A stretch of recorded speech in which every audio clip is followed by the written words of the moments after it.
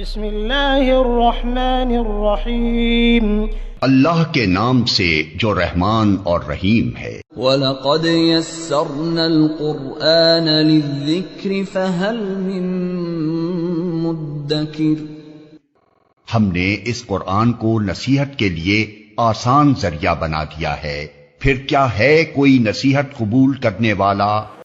قد أرسلنا نوحا إلى قومه فلبث فيهم 1000 سنة إلا 50 عاما فأخذهم الطوفان وهم ظالمون۔ یہ سورۃ العنکبوت کی آیت نمبر 14 ہے۔ یہاں سے سورت کا دوسرا حصہ شروع ہوتا ہے۔ 4 انبیاء علیہم السلام کے ابتلاءات کا ذکر ہے، تو اس سلسلے میں سب سے پہلے آدم ثانی نوح علیہ السلام کا تذکرہ فرمایا۔ ان تمام واقعات کے بیان کرنے میں مقصد یہ ہے کہ منکرین اور جھوٹے لوگ ہمیشہ تنگ کرتے ہیں، مگر انجام سچوں کا ہی ہوتا ہے۔ اور فرمایا کہ نوح علیہ السلام نے مسلسل 950 سال تبلیغ کی، اور اس ابتلاء میں وہ اور اس آزمائش میں وہ رہے کہ اتنی طویل مدت تک اپنی مسلسل دعوتی کوششیں کرتے رہے۔ گویا کہ یہ خطاب ہے مکہ والوں اور ان مسلمانوں سے بھی جو قسم قسم کی آزمائشوں میں تکالیف میں مبتلا ہیں اور وہ تھوڑی جلد بازی کرتے ہیں۔ ان سے کہا جا رہا ہے کہ ایک نبی گزرے ہیں جنہوں نے 950 سال تک مسلسل دعوت کا سلسلہ جاری رکھا، اور تمہیں تو ابھی چند سال ہی ہوئے ہیں، اور فکر مت کرو، بلکہ تمہارا کام ہے اللہ تبارک و تعالیٰ کے دین کے لیے جینا اور عمل کرنا، باقی اس میں کتنا وقت لگتا ہے، کتنے سال لگتے ہیں، یہ اللہ تبارک و تعالیٰ پر چھوڑ دیں۔ وَلَقَدْ أَرْسَلْنَا نُوحًا إِلَىٰ قَوْمِهِ، اور البتہ تحقیق کے ساتھ ہم نے بھیجا نوح علیہ السلام کو ان کی قوم کی طرف۔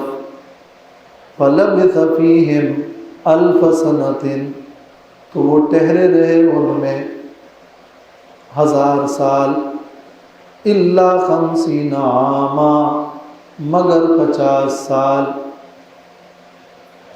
1000 سال ان میں رہے، مگر اس میں صرف 50 سال کم ہیں۔ یہ 950 سال وہ عرصہ ہے جس میں نوح علیہ السلام نے مسلسل تبلیغ کی اور دعوت دی۔ یعنی نوح علیہ السلام کے نبی اور رسول بننے کے بعد سے طوفان تک کا جو وقت اور عرصہ ہے وہ 950 سال۔ اس سے پہلے اور اس کے بعد کتنا عرصہ رہے وہ اللہ جانے۔ حضرت عبداللہ ابن عباس رضی اللہ تعالیٰ عنہما کی ایک روایت میں ہے، روایات اس میں بہت ہے، قیل و قال کی گئی ہے، لیکن ایک روایت ابن عباس کی یہ ہے کہ 40 سال کی عمر میں انہیں نبوت ملی، اور طوفان کے بعد 60 سال وہ مزید رہے۔ یوں یہ ابن عباس کی ایک روایت ہے جو صحابی کا قول ہے۔ کل عمر یوں 1050 سال ہوئی، لیکن اس سے ہمیں کوئی زیادہ مطلب نہیں ہے۔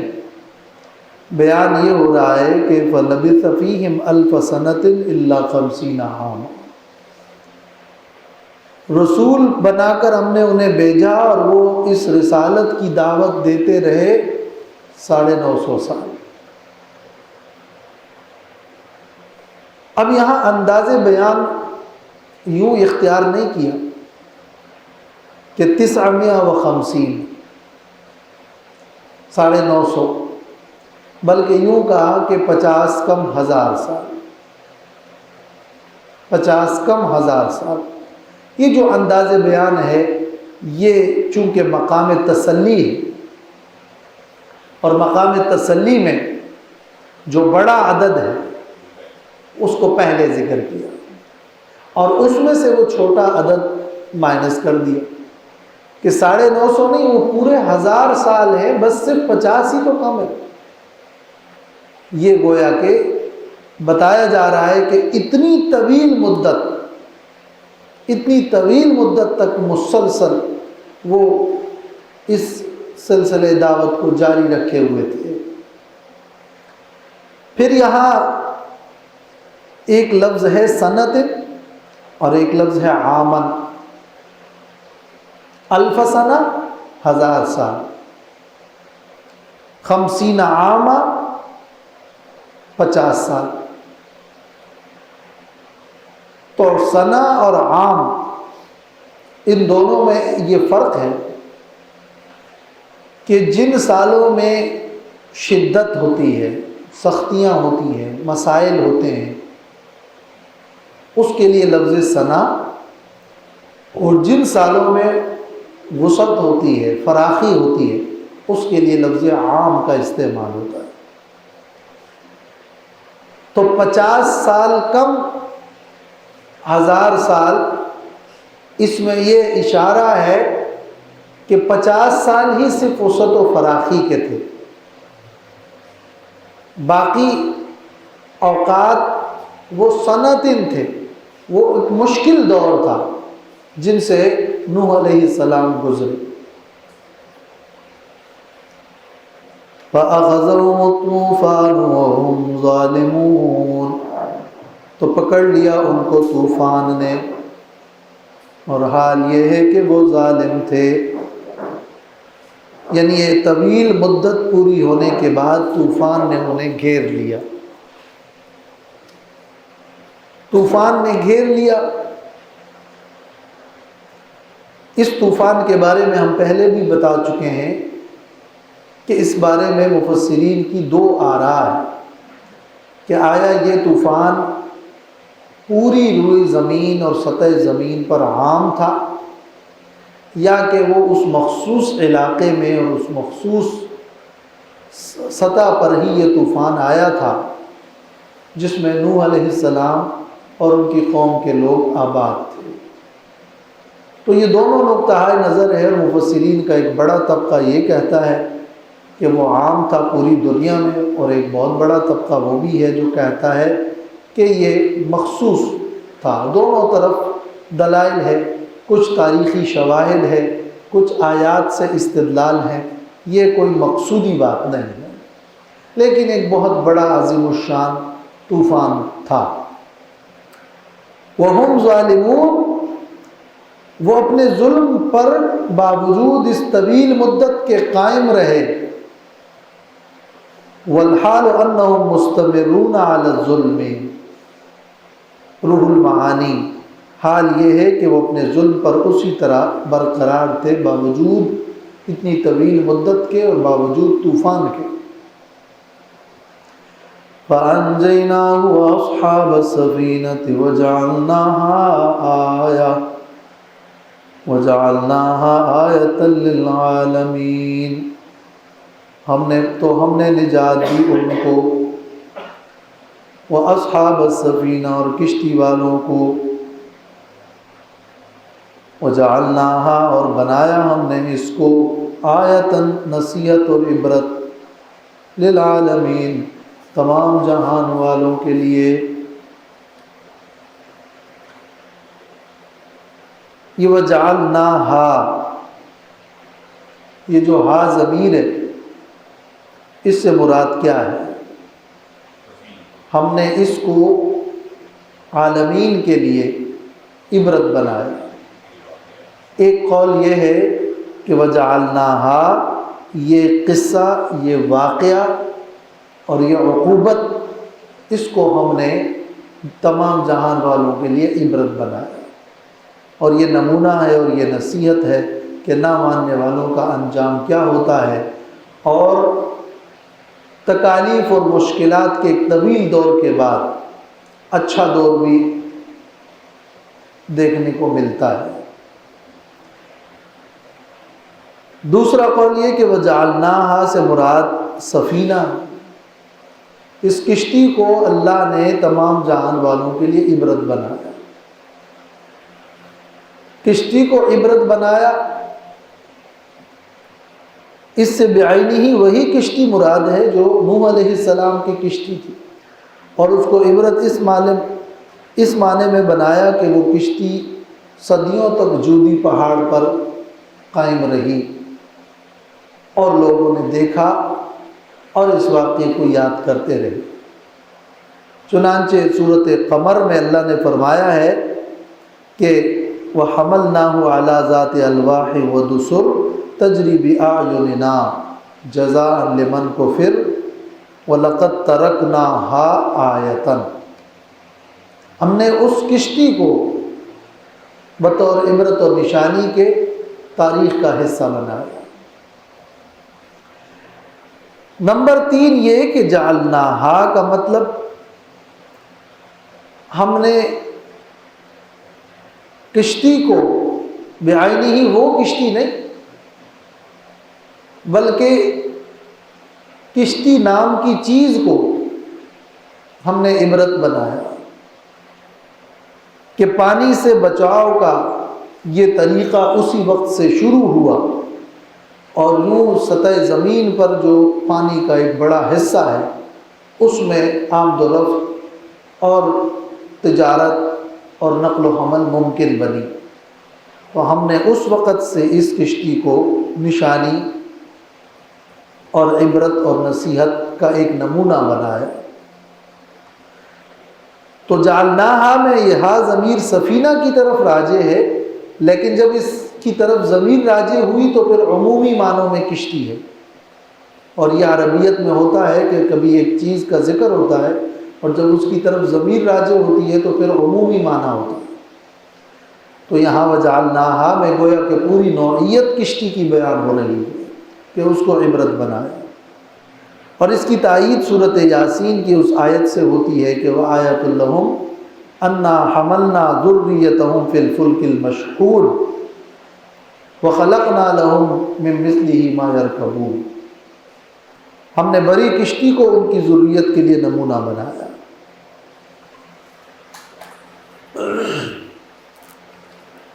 وَإِبْرَاهِيمَ إِذْ قَالَ لِقَوْمِهِ اعْبُدُوا اللَّهَ وَاتَّقُوهُ ذَلِكُمْ خَيْرٌ لَكُمْ إِن كُنتُمْ تَعْلَمُونَ، اور ہم نے ابراہیم علیہ السلام کو بھیجا، وہ ابراہیم یعنی وَأَرْسَلْنَا إِبْرَاهِيمَ، جیسے ہے وَلَقَدْ أَرْسَلْنَا نُوحًا وَإِبْرَاهِيمَ، یا وَاذْكُرْ إِبْرَاهِيمَ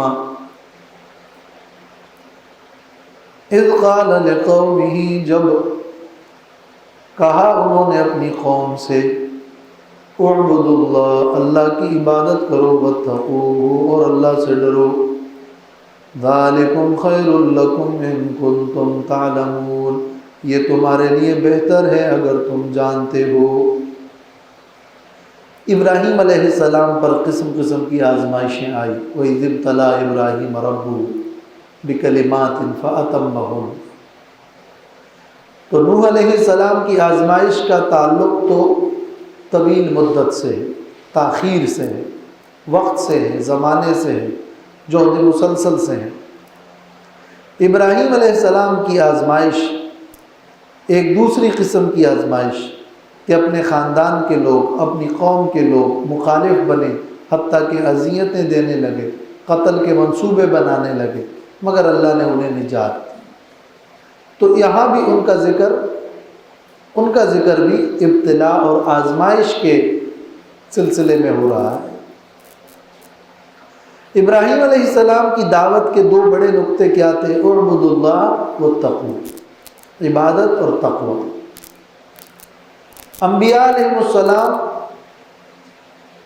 عبادت کی دعوت دیتے ہیں، اور قرآن مجید میں جہاں بھی عبادت کا ذکر ہوتا ہے اس سے بنیادی طور پر مراد توحید ہوتی ہے، یعنی اعبد اللہ وحدہ، صرف ایک اللہ کی بندگی اور عبادت کرو، اس لیے کہ جس میں شرک ہے وہ تو عبادت نہیں۔ اس لیے واتقوہ میں بھی سب سے پہلے یہی معنی مراد ہے کہ اللہ کی بندگی کرو اور اللہ کے ساتھ شریک ٹھہرانے سے بچو۔ تقوی یہی ہے کہ شرک سے بچا جائے اور پھر دل میں خوف خدا ہو اور اس کے نتیجے میں عمل ہو اور گناہوں سے اور نافرمانیوں سے اجتناب ہو، وہ تو اس کے پھر بعد کے مصداقات۔ پہلا مصداق توحید ہے اور اجتناب عن الشرک ہے۔ ذالکم خیر لکم، یہ تمہارے لیے بہتر ہے۔ خیر کا جو لفظ ہے یہ اسم تفضیل ہے جس کا معنی ہے بہت بہتر۔ تو ذالکم خیر لکم، یہ عبادت اور یہ تقوی تمہارے لیے بہت بہتر ہے۔ اس سے ایک تاثر یہ ملتا ہے، یعنی یہ بہت بہتر ہے، تم جو کر رہے ہو وہ بھی بہتر ہے لیکن یہ زیادہ بہتر ہے، حالانکہ یہ معنی مراد نہیں ہے۔ یہاں مراد یہ ہے کہ ذالکم خیر لکم، یہ تمہارے لیے ہر چیز سے بہتر ہے، اور تم اپنے خیال میں جو کچھ کر رہے ہو اس میں سمجھتے ہو کہ خیر ہے، خیر ہے نہیں، لیکن تمہارے خیال کے مطابق جو اس میں خیر ہے تو خیر اس میں نہیں، خیر اس عبادت و تقوی میں ہے۔ ان کنتم تعلمون، اگر تم جانتے ہو، اگر تمہیں علم ہو، اگر تم دلیل پر چلنا چاہتے ہو اور اگر تم میں تمیز ہے، لہذا عبادت اور تقوی کے لیے اور خیر و شر کے میں تمیز کے لیے علم ضروری ہے۔ علم سے اس کو مشروط قرار دیا، ان کنتم تعلمون، خیر و شر کی تمیز علم سے ہوتی ہے۔ انما تعبدون من دون اللہ اوثانا وتخلقون افکا ان الذین تعبدون من دون اللہ لا یملکون لکم رزقا فابتغوا عند اللہ الرزق واعبدوہ واشکروا لہ الیہ ترجعون۔ اس آیت میں مشرکین کے شرک کی تردید کی جا رہی ہے کہ تم جن کی بندگی اور عبادت کرتے ہو، تمہارے جو معبود ہیں ان معبودوں نے تمہیں پیدا نہیں کیا، بلکہ وہ تو بت ہے، تماثیل ہے، تم اس کو بناتے ہو، تو عبادت کے لائق کیسے ہوئے؟ پھر ان معبودوں کے بارے میں تم نے طرح طرح کے قصے گڑھ لیے ہیں کہ وہ یہ کرتے ہیں اور وہ کرتے ہیں، حالانکہ یہ تمہارے گھڑے ہوئے قصے ہیں، وہ تمہیں کوئی فائدہ نہیں دیتے۔ سوم تمہارا خیال ہے کہ تمہیں وہ رزق دیتے ہیں اور تم ان سے رزق مانگتے ہو، حالانکہ وہ رزق دینے کا تو اختیار ہی نہیں رکھتے، تم الٹا جا کر ان کو نذرانے شکرانے پکڑواتے ہو اور دیتے ہو۔ تو رزق اللہ کے ہاں تلاش کرو، عبادت اللہ کی کرو، شکر ادا کرو، اللہ کی طرف تمہیں لوٹ کر جانا ہے، ان تمام تر شرکیات سے باز آ جاؤ۔ یہ نہ تمہارے خالق ہیں اور نہ ہی تمہاری ضروریات پوری کر سکتے ہیں۔ تو معبود تو وہ ہو جس نے تم پر احسان کیا ہو اور جو تمہارا خالق ہو، جو تمہارا پروردگار ہو۔ انما تعبدون من دون اللہ اوثانا، بے شک تم عبادت کرتے ہو اللہ کے علاوہ اوثانا، بتوں کی، وتخلقون افکا، اور گھڑ لیتے ہو تم جھوٹ۔ افک کہتے ہیں جھوٹ کو، جو بڑا جھوٹ ہو، بہتان ہو، اور جو کسی کو ایک حالت سے دوسری حالت کی طرف پھیر دے اور دھوکہ کھا جائے۔ وَتَخْلُقُونَ إِفْكًا، اور تم یہاں خلق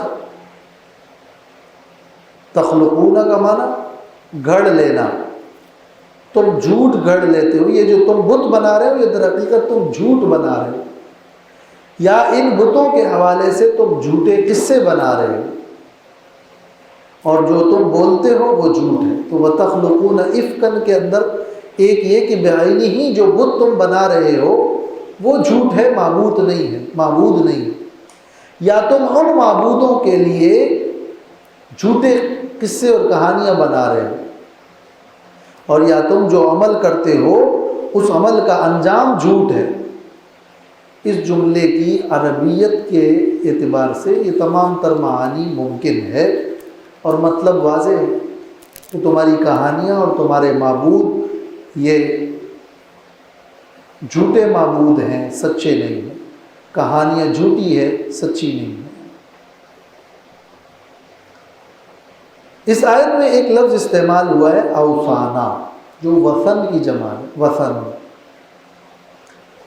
بت کے لیے ایک لفظ استعمال ہوتا ہے صنم، جس کی جمع اصنام ہے، اور ایک لفظ ہے نصب اور نصب اور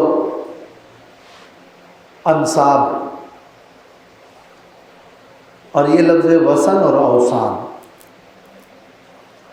جو بت بنایا جائے، قابل انتقال ہو، ایک جگہ سے دوسری جگہ ہو، نقل و حمل ہو سکے، فروخت کیا جا سکے، اس بت کو کہتے ہیں صنم۔ اور جو کسی جگہ نصب ہو تو اس کو کہتے ہیں انصاب۔ وہ مجسمے جو بڑے بڑے رکھے ہوں، ایک جگہ رکھے ہوں، جیسے لات، عزا، حبل جو انہوں نے رکھے ہوئے تھے، اس کے لیے لفظ استعمال ہوتا ہے انصاب۔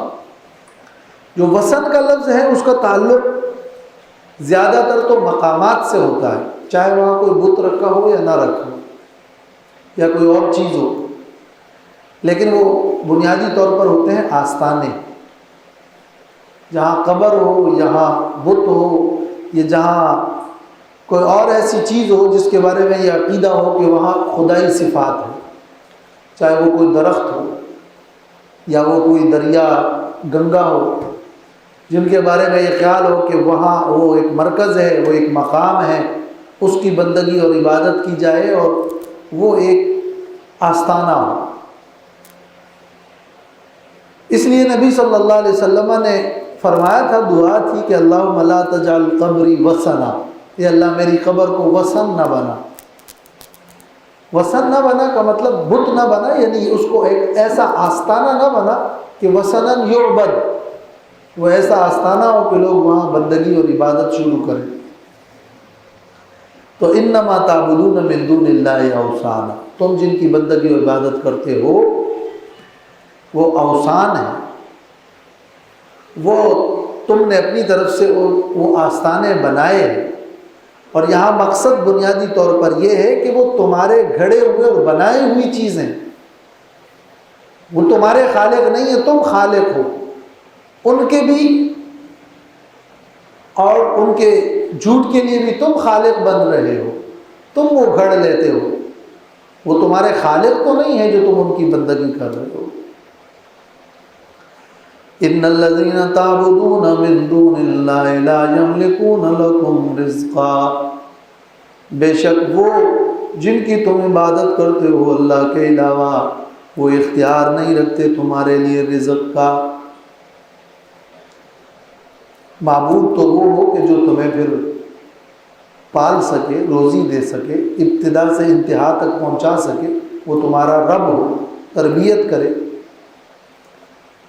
فَابْتَغُوا عِنْدَ اللَّهِ الرِّزْقَ، پس تلاش کرو اللہ کے ہاں ہی رزق کو، اللہ کے ہاں ہی رزق کو۔ یہ عند اللہ کو مقدم کیا ہے نا، جیسے ایاک نعبد و ایاک نستعین میں یہ ایاک کو مقدم کر دیا، یہ عربیت ہے، جیسے نعبدک میں تیری عبادت کرتا ہوں، ہم تیری عبادت کرتے ہیں، یہ نعبدک ہے، مفعول بعد میں ہوتا ہے، لیکن جب اس مفعول کو پہلے کیا ایاک نعبد، خاص تیری ہم عبادت کرتے ہیں، تو اس میں خصوصیت کا معنی پیدا ہو جاتا ہے۔ ہی والا مفہوم پیدا ہو جاتا ہے۔ تو فابتغوا الرزق عند اللہ، رزق طلب کرو اللہ کے ہاں، اس کے بجائے جملہ ہے فابتغوا عند اللہ الرزق، اللہ کے ہاں ہی رزق تلاش کرو۔ یہ جو ہی والا مطلب ہے یہ اس عند اللہ کے مقدم ہونے سے پیدا ہو۔ اس کو کہتے ہیں التقدیم ما حقہ التاخیر افاد الحصر، جس چیز کا حق تاخیر کا ہو اس کو مقدم کیا جائے تو وہ حصر کا فائدہ دیتا ہے۔ پھر یہاں رزقن جو ہے، رزقن نکرہ ہے، اور الرزق الف لام کے ساتھ یہ معرفہ ہے۔ یہ نکرہ کے بارے میں یہ قانون ہے جب وہ کسی نفی کے سیاق میں آ جائے تو عموم کا معنی ہوتا ہے۔ اختیار نہیں رکھتے تمہارے لیے رزقن، کسی طرح کے بھی رزق کا، کچھ بھی رزق کا۔ اور الرزق میں جو الف لام ہے یہ الف لام استغراقی ہے، جس کو کہتے ہیں کمال کا الف لام۔ پورا رزق، کامل رزق، سب رزق اللہ کے ہاں طلب کرو، تو وہاں الرزق معرفہ ہے۔ لا یملکون لکم رزقا، اختیار نہیں رکھتے تمہارے لیے رزق کا یا رزق دینے کا، یعنی رزقاً مصدر ہے تو یہ مفعول بنے گا یملکون کے لیے، شیئا من الرزق، رزق کے کسی چیز کا اختیار نہیں رکھتے، یا بمعنی مرزوق ہو تو ایتاء الشیء من الرزق، رزق دینے کا اختیار نہیں رکھتے، رزق میں سے کسی چیز کا اختیار نہیں رکھتے، رزق دینے کا اختیار نہیں رکھتے۔ وَاعْبُدُوهُ فَابْتَغُوا عِندَ اللَّهِ الرِّزْقَ، بس تلاش کرو، طلب کرو اللہ کے ہاں رزق۔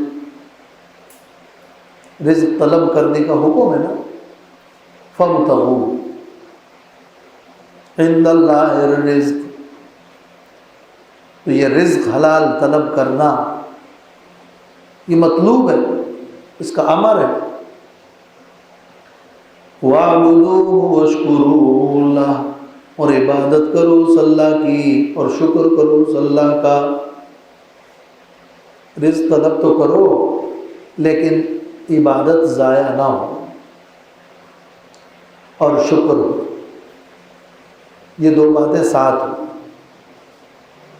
رزق طلب کرو مگر یہ نہ ہو کہ رزق طلب کرتے کرتے خدا بن جاؤ، معبود کو پہچانو، معبود کی اطاعت کرو، معبود کے بتائے ہوئے طریقے پر رزق کماؤ، تو اس میں عبادت محضہ یا عبادت غیر محضہ دونوں کا خیال رکھو، اور یہ جو کچھ مل جائے اس کو اللہ کا عطیہ سمجھو، اس کو اللہ کی طرف منسوب کرو، دل میں بھی اس کا اعتراف اور زبان سے بھی اس اللہ کے لیے حمد و ثنا، اور عملی طور پر بھی شکر، یعنی شکر کے تین مطلب ہیں۔ ایک مطلب یہ کہ دل میں اس بات کا اقرار اور اعتراف ہو کہ جو کچھ ہے من جانب اللہ، دوسرا مطلب اور مفہوم ہے جس کو شکر لسانی کہتے ہیں کہ زبان سے بھی الحمدللہ، اور تیسرا یہ جو شکر کا اصل مصداق ہے کہ اللہ تعالیٰ نے جو نعمت دی ہے اللہ کی، اس نعمت کو اللہ کی فرما برداری میں استعمال کرنا، یہ شکر ہے، اس کو شکر عملی کہتے ہیں، عملی طور پر شکر۔ الیہ ترجعون، اس اللہ کی طرف ہی تم لوٹائے جاؤ گے۔ اب رزق طلب کرو، عبادت کرو، شکر کرو، اس اللہ کی طرف لوٹائے جاؤ گے۔ بیچ میں جو رزق اور آخرت، اس درمیان میں جو عبادت اور شکر کا ذکر ہے اس کا ماقبل سے بھی تعلق ہے، ماقبات سے بھی تعلق ہے۔ رزق طلب کرو مگر اس میں عبادت اور شکر، یا یوں کہہ لیں کہ جب عبادت اور شکر ہو تو اللہ کے ہاں سے پھر رزق حلال ملتا ہے، یہاں سے بھی۔ اور الیہ ترجعون، اس سے بھی اس کا تعلق ہے کہ عبادت اور شکر اس لیے کرو طلب رزق میں کہ لوٹنا کس کے پاس ہے؟ اللہ کے پاس۔ وہاں تم سے تمہارے رزق کے بارے میں نہیں پوچھا جائے گا، وہاں تم سے تمہاری عبادت اور تمہارے شکر کے بارے میں پوچھا جائے گا۔ اللہ تعالیٰ کو تم سے کوئی روزی نہیں چاہیے، جس طرح کی دوسری آیت میں ہے قرآن میں۔ تو طلب تو رزق کا کرو لیکن عبادت اور شکر بھی ہو، اس لیے کہ لوٹنا اس اللہ کے پاس ہے۔ تو کلام پورا مربوط ہوتا ہے اور اس میں سے مفہوم نکلتا رہتا ہے کہ یہ جائز ہے لیکن اس کے یہ حدود ہے۔ لیکن یہاں تو اس آیت میں یہ بات ضمنی ہے، مقصود کیا ہے؟ مقصود رد شرک ہے کہ جو کچھ تم بندگی کرتے ہو جن کی، وہ معبود نہیں، وہ رازق نہیں، وہ اوثان ہے۔ وَإِن تُكَذِّبُوا فَقَدْ كَذَّبَ أُمَمٌ مِّن قَبْلِكُمْ وَمَا عَلَى الرَّسُولِ إِلَّا الْبَلَاغُ الْمُبِينُ۔ یہاں سے آیت نمبر 23 تک، یعنی وَأُولَٰئِكَ لَهُمْ عَذَابٌ عَلِيمٌ تک، یہ جو درمیان میں یہ سلسلے کلام ہے، اس کے بارے میں دو نقطہ نظر ہے مفسرین کے۔ ایک یہ ہے کہ ان آیات کا تعلق ابراہیم علیہ السلام کے ہی خطاب اور بیان سے ہے۔ جس طرح ابراہیم علیہ السلام نے اپنی قوم سے عبادت اور تقوی کا کہا، شرک کی تردید کی، تو اسی طرح یہ بھی فرمایا کہ وَإِن تُكَذِّبُوا فَقَدْ كَذَّبَ أُمَمٌ مِّن قَبْلِكُمْ، اور آگے قُلْ سِيرُوا فِي الْأَرْضِ، اور آگے يُعَذِّبُ مَن يَشَاءُ، اور آگے وَمَا أَنتُم بِمُعْجِزِينَ، اور آگے وَالَّذِينَ كَفَرُوا۔ یہ ابراہیم علیہ السلام کے خطاب اور بیان کا حصہ ہے۔ امام ابن کثیر نے اسی کو ترجیح بھی دی ہے، اور ابن جریر رحمۃ اللہ علیہ کی تحقیق یہ ہے، اور مفسرین کا دوسرا نقطہ نظر یہ ہے کہ آگے پھر فما کان جواب قومہ سے ابراہیم علیہ السلام کے اس بیان کے بعد قوم کے جواب کا تو ذکر آ رہا ہے، مگر اس درمیان میں یہ جملہ معترضہ کے طور پر آخری رسول صلی اللہ علیہ وسلم سے خطاب کر کے کچھ چیزیں سمجھائی اور بتائی جا رہی ہیں۔ تو یہ خطاب ابراہیم علیہ السلام کے خطاب کا حصہ نہیں ہے، بلکہ درمیان میں جملہ معترضہ ہے۔ دونوں ہی باتوں کا امکان ہے، یہ کلام اللہ کی جامعیت ہے، مفہوم پر اور مضمون پر تو کوئی اثر نہیں پڑتا۔ وَإِن تُكَذِّبُوا، اور اگر تم جھٹلاؤ گے، فَقَدْ كَذَّبَ أُمَمٌ مِّن قَبْلِكُمْ، تو تحقیق کے ساتھ جھٹلایا ہے تم سے پہلے کی امتوں نے۔ اے نبی آپ ان لوگوں سے کہیے کہ اگر تم جھٹلاؤ گے تو پہلے بھی بہت ساری امتوں نے جھٹلایا ہے، جس طرح کہ اس کا ایک نمونہ، بلکہ یہ دو نمونے ابھی ہی گزرے۔ اور اگر ابراہیم علیہ السلام کے خطاب میں ہو تو انہوں نے قوم سے کہا کہ اگر تم نہیں مانو گے تو پہلے بھی کئی اقوام گزر چکی ہیں، انہوں نے نہیں مانا، مگر میں تبلیغ تو نہیں چھوڑوں گا۔ تو وَإِن تُكَذِّبُوا، اگر تم جھٹلاؤ گے تو میں تبلیغ نہیں چھوڑوں گا، اس لیے کہ یہ تکذیب کا سلسلہ تو پہلی امتوں میں بھی رہا، انہوں نے بھی تبلیغ نہیں چھوڑی۔ فَقَدْ كَذَّبَ أُمَمٌ مِّن قَبْلِكُمْ، وہ پہلی امتیں کون سی تھیں؟ قوم نوح، قوم عاد، قوم ثمود۔ وہ سب ابراہیم علیہ السلام سے پہلے گزری ہیں۔ وَمَا عَلَى الرَّسُولِ إِلَّا الْبَلَاغُ الْمُبِينُ، اور نہیں ہے رسول پر مگر پہنچانا واضح ہے۔ رسول کا کام تو تبلیغ ہے، مخاطبین چاہے تکذیب کریں یا تصدیق کریں، اس سے تبلیغ کے کام پر، دین کی بات پہنچانے پر، ان آزمائشوں کو سہتے ہوئے آگے جانے پر کوئی اثر نہیں پڑتا۔ اولم یروا کیف یبدئ اللہ الخلق ثم یعیدہ ان ذلک علی اللہ یسیر۔ آیا اور کیا یہ لوگ نہیں دیکھتے کیف یبدئ اللہ الخلق، کس طرح پیدا کرتا ہے اللہ خلق کو،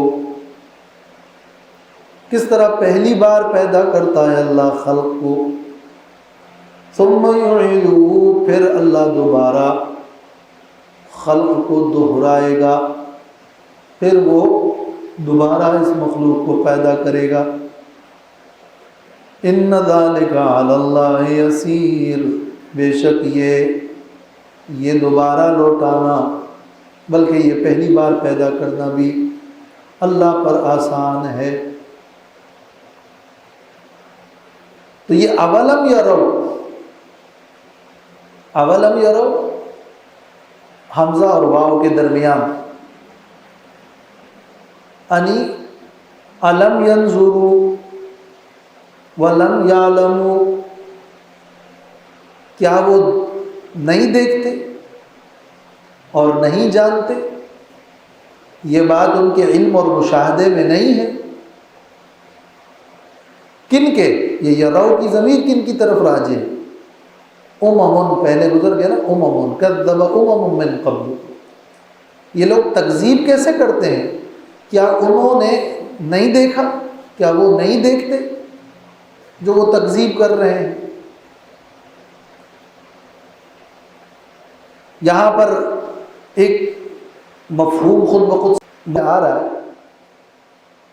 کہ یعنی قال لهم رسلهم، پہلے بھی قوموں نے تکذیب کی، ان کے پاس رسول آئے، ان رسولوں نے ان قوموں سے کہا اولم یرو، کیا کہا؟ یہ کہا کہ کیا وہ نہیں دیکھتے؟ تو رسولوں کا بیان ہے جو یہاں نقل ہو رہا ہے، اور اس کا مطلب یہ کہ پہلے رسولوں نے اپنی رسالت بیان کی اور رسالت کی تکذیب کر دی، اور دوسرا بیان جو بہت بڑا تھا رسولوں کا، وہ آخرت میں دوبارہ پیدائش کا بیان تھا۔ تو دو باتوں کا ذکر ہو رہا ہے، پہلے ذکر تھا رسالت کا اور اس کی حقانیت کا، رسولوں کی بعثت کا اور مقصد بعثت کا، توحید کا۔ اب دلائل دیے جا رہے ہیں آخرت میں دوبارہ پیدائش کے لیے، بعث بعد الموت کے لیے۔ تو رسولوں نے ان سے کہا کہ آیا اور وہ لوگ نہیں دیکھتے، ان امتوں نے غور نہیں کیا، کیا انہوں نے نظر نہیں کی اس بات پہ کہ کس طرح اللہ پیدا کرتا ہے مخلوق کو، پہلی بار کس طرح اللہ پیدا کرتا ہے۔ اب یہ جو ثم یعیدہ ہے، یہ یبدئ پر عطف نہیں ہے، یہ یرو پر عطف ہے۔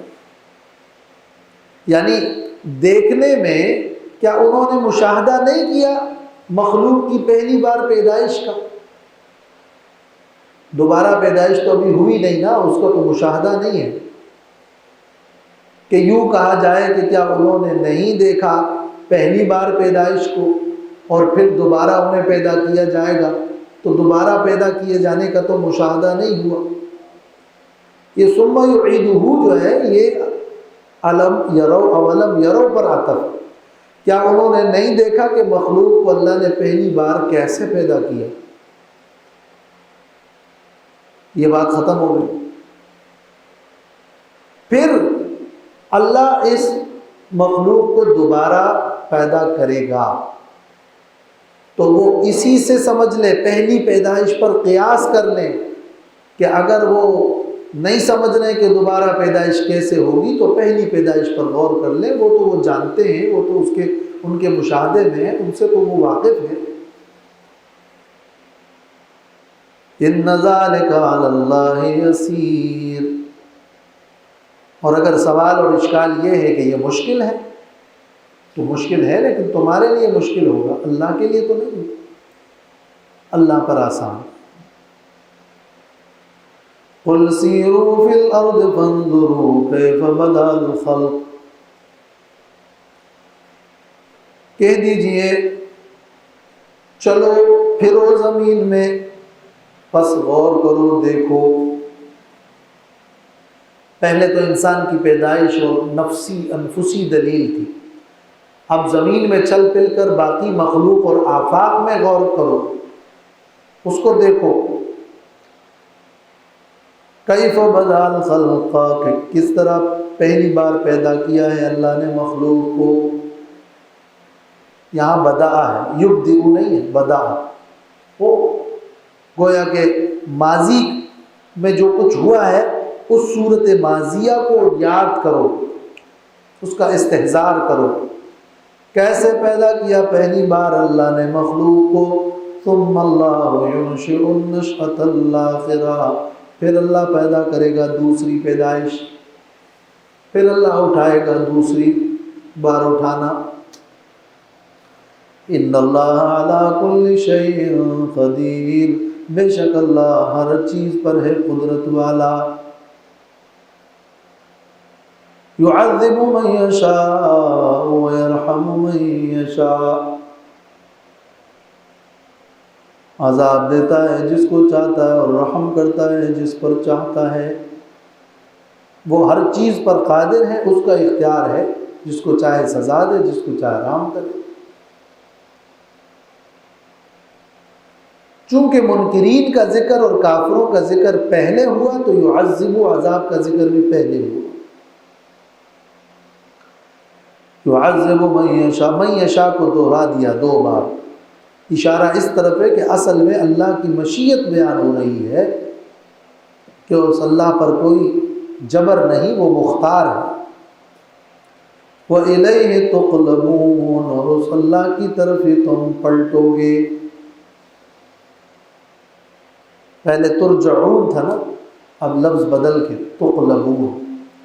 یہ تفنن فی الکلام ہوتا ہے، ایک ہی لفظ ایک ہی مفہوم کو کسی دوسرے لفظ میں بھی ادا کرنا، یہ زیادہ سمجھنے کے لیے اور نفس میں جذب ہونے کے لیے ہوتا ہے۔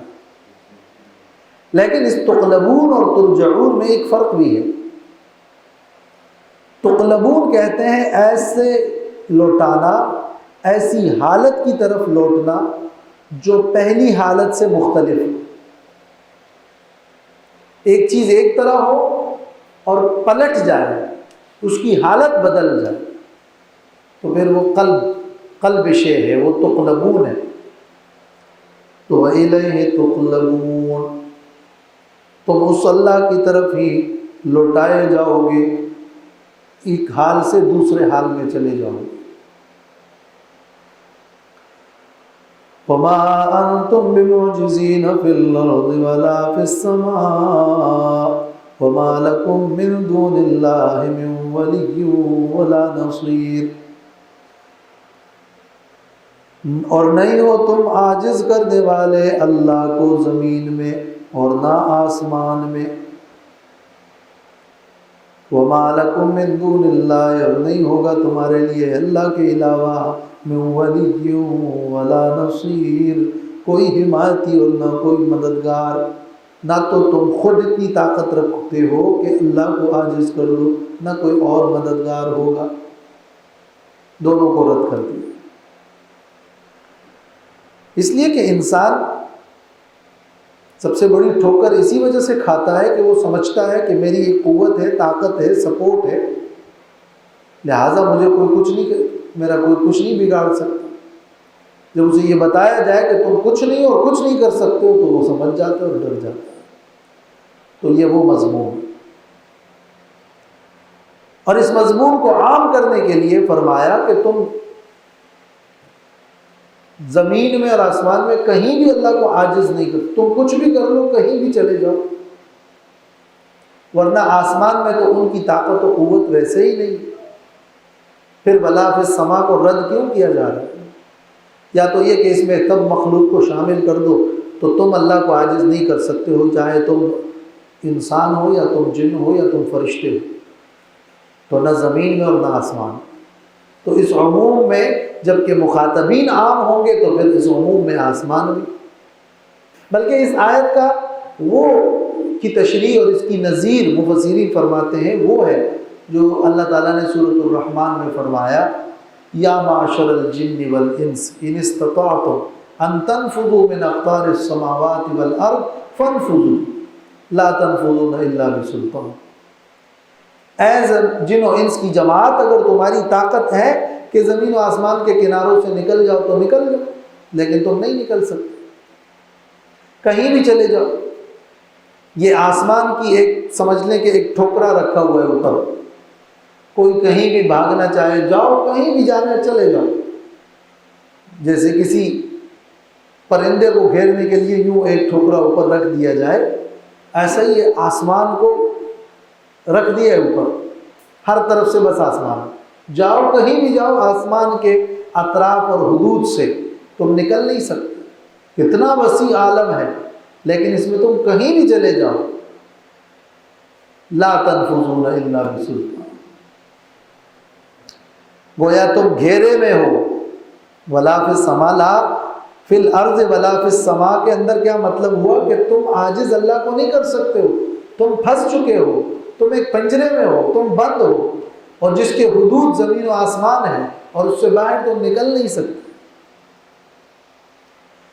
والذین کفروا بآیات اللہ ولقائہ اولئک یئسوا من رحمتی وَأُولَٰئِكَ لَهُمْ عَذَابٌ أَلِيمٌ۔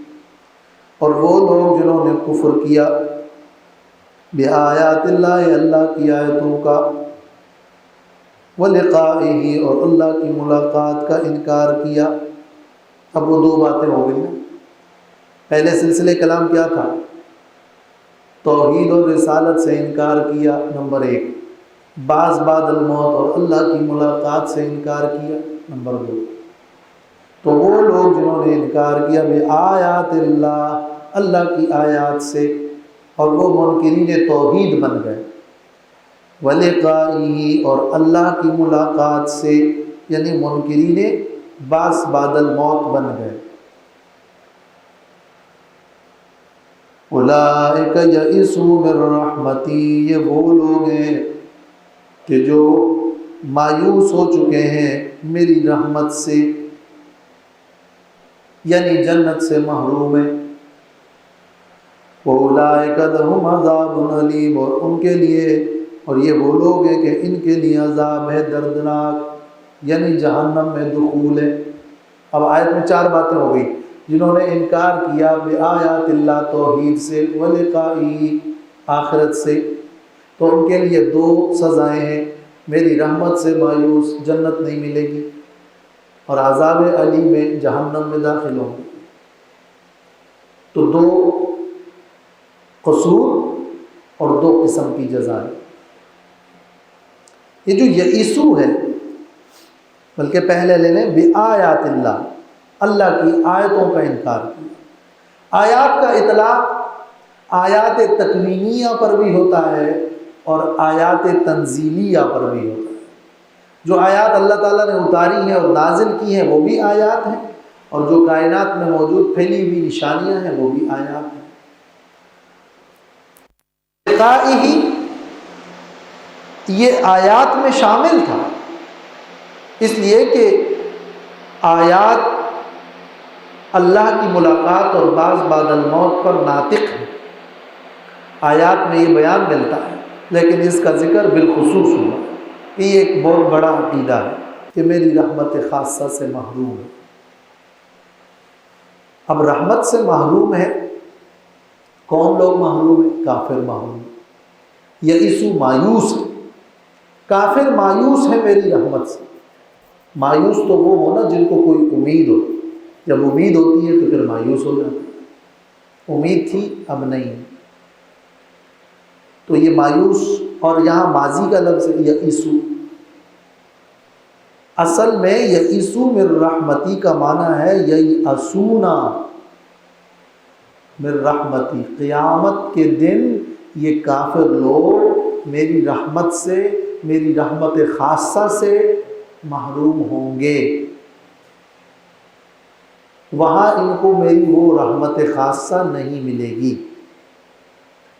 لیکن یہ اتنی یقینی ہے اور اتنی واقع ہے کہ اس مضارع کو ماضی سے تعبیر کی، اس کو کہتے ہیں ماضی برائے تحقق یا برائے تیقن۔ یئسو من رحمتی، میری رحمت سے مایوس ہو چکے ہیں، ہوں گے، ایسے ہوں گے، یہ اتنا یقینی ہے گویا ہو چکے ہیں، یہ یئسو من رحمتی۔ اور یہ بھی بتانا ہے مقصد کہ ایک مومن کا انداز کیا ہوتا ہے، وہ ہمیشہ خوف کی حالت میں رہتا ہے، امید کی حالت میں بھی رہتا ہے، اسے عذاب سے ڈر بھی لگتا ہے اور اسے جنت کی امید بھی رہتی ہے۔ کافر کی حالت کیا ہوتی ہے، اسے عذاب کی کوئی پرواہ نہیں اور جنت کی کوئی امید نہیں۔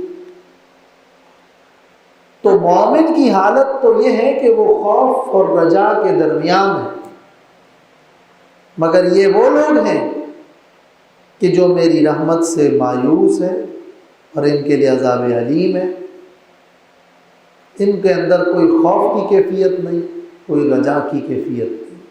یہ بیان کرنے کے لیے یہ گویا ان کی حالت اور مومن کی حالت کے درمیان فرق بیان کیا کہ کافر کا انداز یہ ہوتا ہے، انہیں نہ کوئی ثواب چاہیے نہ وہ عذاب سے ڈرتے ہیں۔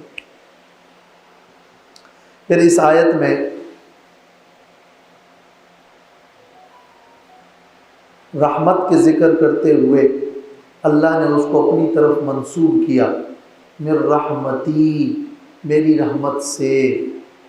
عذاب میں یوں نہیں کہا کہ عذابی، میرا عذاب، رحمت میں کہا میری رحمت، عذاب میں کہا ان کے لیے، عذاب ہے، دردناک ہے، مگر دور ہی رکھا نا، مگر وہ رحمت میری رحمت سے مایوس۔